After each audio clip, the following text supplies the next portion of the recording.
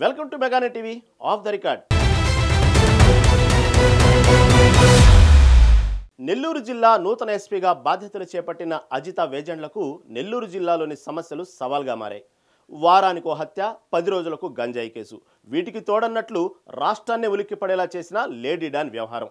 అంతేకాదు, విచ్చలవిడిగా దొరుకుతున్న గంజాయితో పాటు జిల్లాలో పెరుగుతున్న గన్ కల్చర్, ఇలా ఒకటేమిటి వరుస సవాళ్లు అజిత ముందున్నాయి.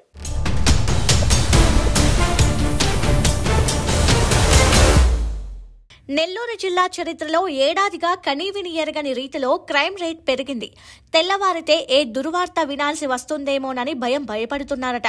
అలాగే బయటకు వెళ్లిన వ్యక్తి తిరిగి ఇంటికి వస్తాడా అన్న అనుమానాస్పద వాతావరణం జిల్లాలో నెలకొందట.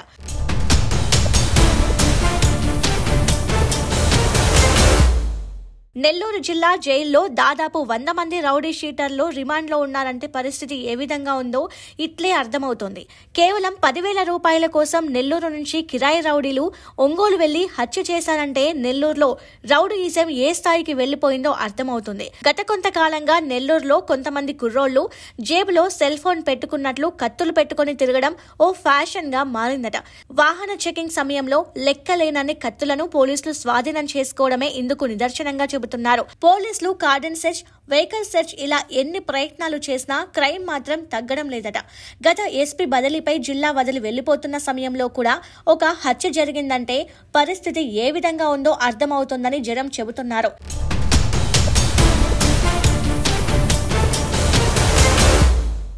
మరో విషయం ఏంటంటే, కొంతమంది పోలీసులు రౌడీ షీటర్లతో చట్టాపట్టాలేసుకుని తిరుగుతున్నారన్న టాక్ కూడా నెల్లూరులో ఉంది.